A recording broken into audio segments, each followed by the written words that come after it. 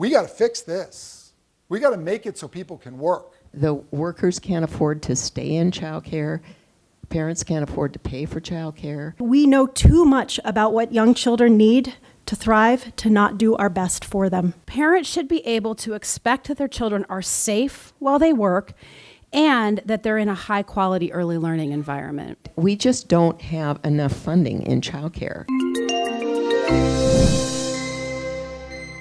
The conversation surrounding the business case for quality early childhood learning in our state ramped up this week. The AWB Institute brought a dynamic group of business leaders, educators, and lawmakers together for its early childhood learning event in Seattle Tuesday, in partnership with the U.S. Chamber of Commerce Foundation and Thrive Washington. Rianne Evans-Alvin, lunch keynote and head of the National Association for the Education of Young Children, began the day with insight on youth brain development, the importance of funding the early childhood education workforce, and why employers should be engaged. I really think employers have got to start to frame the issues around early learning, particularly for women in the workforce, as an HR issue. And whether or not that is thinking about if you're a large enough employer, on-site childcare, or if you can even think about it related to flexibility for your workforce or some sort of benefit related to your workforce for childcare. Former Representative Ross Hunter, now the Secretary of the Washington State Department of Children, Youth, and Families, helped drive home the point with data highlighting the frustrating position that many parents are in. You're at the median and you're making $40,000 a year and you have 2 kids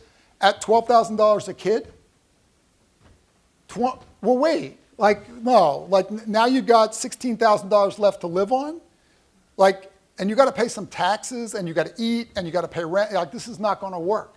This is the problem. Lawmakers echoed the sentiment that business should be at the table when it comes to this issue. I believe ultimately that businesses are innovators and entrepreneurs and are going to be a critical voice at the table for how we solve the childcare crisis here in Washington State, to make sure that their employees and their children have every opportunity to succeed by gaining the high quality education that we're looking for. The day wrapped up with a look inside the curriculum-driven programming of the public broadcasting service, and advice from 2 of Washington's case studies that have actually implemented an early childhood education program at their work sites. We have great childcare providers in our community. We just don't have enough of them.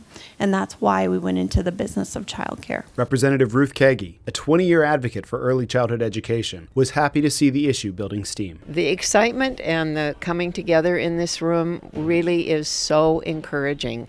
I think across the state there's a recognition that those first 5 years are crucial for the development of a child, their ability to start school ready, and their ability to succeed and become productive in the workforce of the future. Brian Temple, AWB News.